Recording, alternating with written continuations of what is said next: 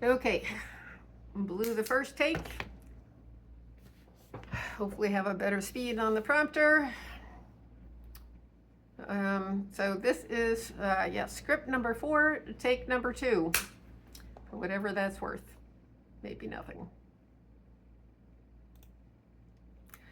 You have hooked that audience with your amazing opportunity and Captivate, but chances are now they are thinking, that sounds a little too good to be true. What's the catch? What are they not saying? Didn't that other startup promise to do exactly the same thing and then just implode? They don't believe you, not yet.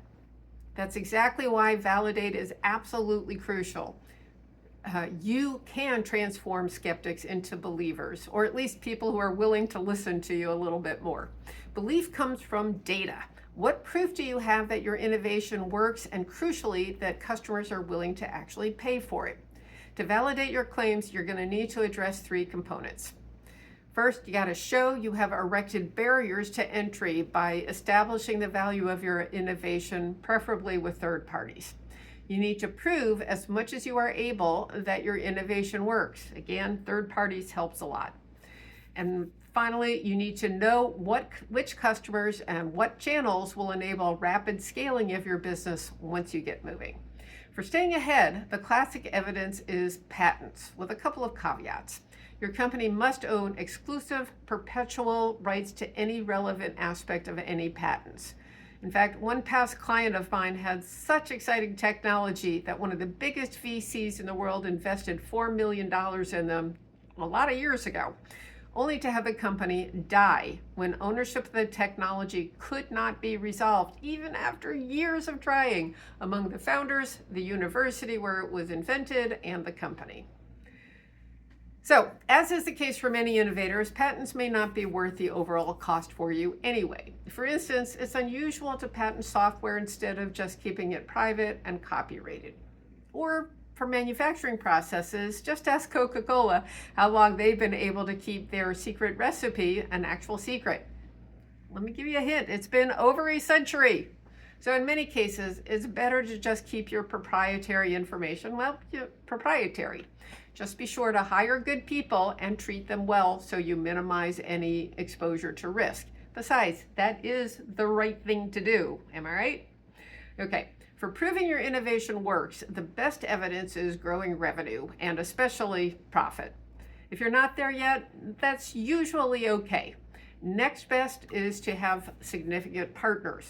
And the next best after that is to have a prototype, preferably one that has been tested by a third party or by a lot of very eager beta testers. In some very unusual instances, you might be able to get away with just having a proof of concept demonstrated on a lab bench someplace, but investors are really reluctant to fund research and development. And even if they do invest, if you convince them, it's going to be at a very high cost to you in terms of ownership of your company. Look, I totally get it. You need money to build a prototype, but you need a prototype to get funding. It's a classic catch-22. In that case, ask yourself, what proof convinced you to bet your mortgage on this idea? I mean, you're the one who's taking the biggest risk, after all. So frame that same evidence, the stuff that you found compelling, in a way that gives others your level of confidence. If you can't convince them, okay, that happens. You may need to pivot your pitch to grants and government programs, as they tend to fund earlier stage work. And every proposal is a pitch, so you can apply exactly what you're learning here to improve your chances of success.